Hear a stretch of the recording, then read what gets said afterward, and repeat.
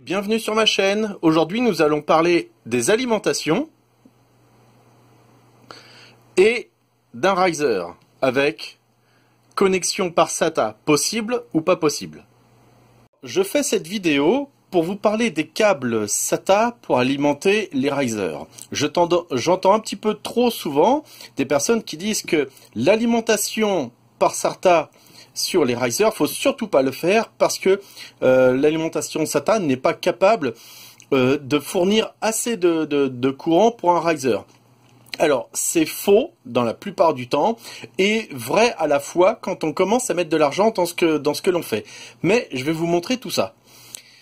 Première chose, si vous prenez une alimentation que je ne vous recommande absolument pas, qui est vraiment très mauvaise, mais ça vous donne un exemple.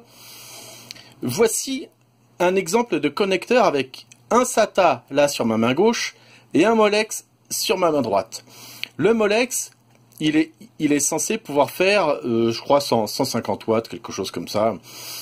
Bref, il est censé pouvoir faire beaucoup plus que le SATA. Et pourtant, vous voyez, c'est sur le même câble.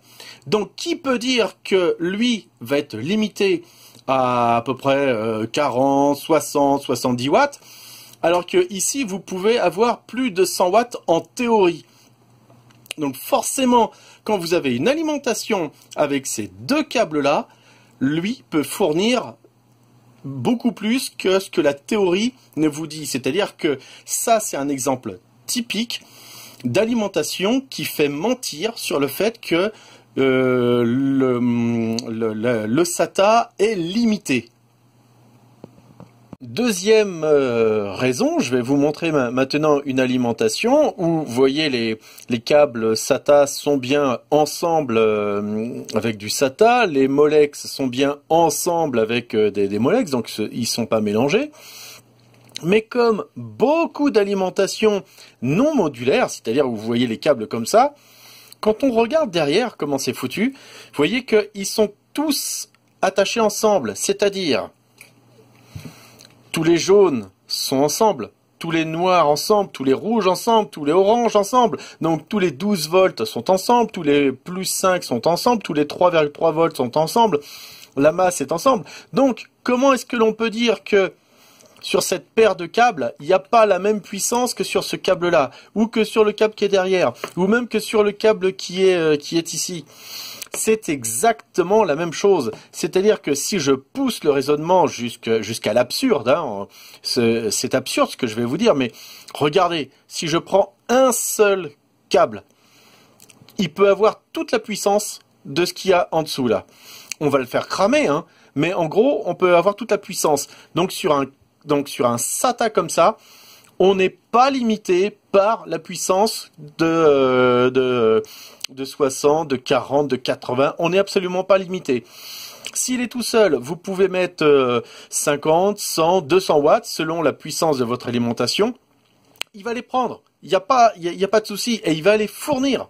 Donc vous pouvez alimenter un riser sur ce type d'alimentation.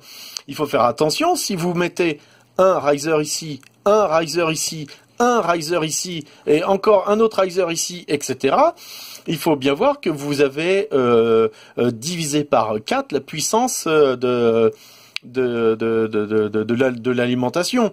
Et quand je dis la puissance, vous avez vu que la puissance de la carte mère qui est sur ce connecteur, plus la puissance du processeur qui est sur ce connecteur, va vous prendre des watts, plus ici. Bref, vous pourrez alimenter vos risers, mais il faudra que vous fassiez attention à la puissance maximale de l'alimentation pour ne pas dépasser l'ampérage nécessaire. Donc ça, c'était le deuxième. Et donc je disais, ces alimentations-là respectent les normes. C'est-à-dire que là, il y aura bien ce qu'il faut en watts sur ce câble-là. Il y aura bien ce qu'il faut en watts sur le SATA. Et donc le SATA, vous ne pourrez pas tirer plus. Et donc là, je ne vous recommande pas de mettre sur une alim modulaire votre riser sur les prises SATA parce que cette alim-là n'est pas faite pour ça. Là, il faudra que vous utilisiez soit les PCIe, soit les Molex, un adaptateur sous le Molex, parce que elle ne vous permettra pas de le faire. Mais par contre, c'est quand même ce qu'il y a de mieux à avoir. Et ensuite, si on regarde ce type d'alimentation, qui est une alimentation serveur, qui est très utilisée dans le mining, bah là, vous voyez, vous avez deux connecteurs. En gros, un plus et un moins. Et toute l'alimentation est sur le plus et le moins. Donc là encore, vous mettez que deux fils, et ben tout le courant se fait sur les deux fils. Donc on ne peut absolument pas dire que sur un connecteur de la plaque que l'on met derrière, sur un connecteur, il sera limité à tant de watts, puisque si jamais il n'y a que un connecteur d'utiliser, il va prendre la totalité de la puissance de l'alimentation. Maintenant, je voulais vous montrer une petite expérience.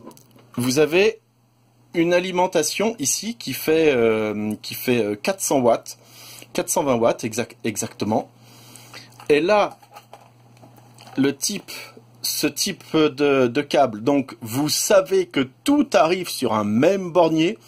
Donc que ce soit du SATA, du Molex, du SATA, le gros bornier pour l'alimentation, tout arrive sur une même pin, mais cette alimentation est assez bien faite. Déjà, c'est pas une grosse, hein, elle fait 400 watts, mais vous allez voir que on est déjà dans quelque chose de sérieux. Voilà, c'est une alimentation là qui fait 2 kg et qui a de bons composants.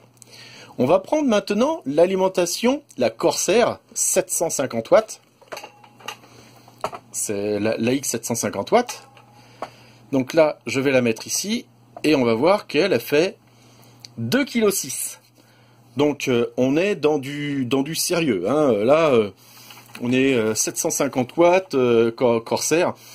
On a quand même 60 ampères sur du 12 volts. C'est du sérieux.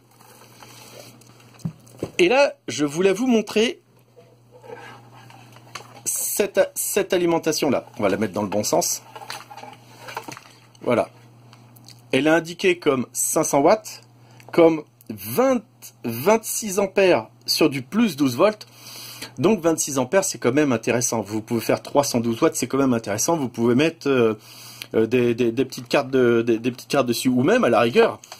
Vous pourriez, puisque c'est du comme ça, vous pourriez alimenter quelques risers. Mais ouais, mais regardez un petit peu si je la mets. Alors attendez, on va essayer de mettre tous les câbles ensemble. Si je la mets ici, voilà, on est sur du 700 watts. C'est une merde cette alimentation là. Ça ne vaut rien. En vérité, quand vous mettez un petit peu de puissance dessus, 150 watts, 200 watts, et après, elle claque. Il faut surtout pas acheter ce genre d'alim. C'est ce genre d'alim qu'il y a dans les PC chez Amazon à 40, 50 euros là. Faut absolument pas acheter ça. Voilà, donc j'espère que vous avez pu voir que alimenter par SATA un riser, c'est possible quand, dans la plupart du temps, vous avez ce genre d'alimentation, c'est-à-dire avec des câbles comme ça. Il faut faire attention si vous utilisez des modulaires, parce que les modulaires, eux, normalement, sont limités pour les connecteurs SATA. Et il faut aussi faire attention, bien sûr, quand vous voyez là cette grosse merde d'alimentation là. Faire aussi un petit peu attention à ce qu'on achète, il faut mettre un petit peu de prix. Donc je dirais la conclusion de cette vidéo, c'est mettez un petit peu plus cher dans vos alimentations, prenez du modulaire de la qualité et vous serez pas déçus, vous n'aurez pas de problème. Voilà, je vous remercie d'avoir regardé ma vidéo et je vous dis à bientôt.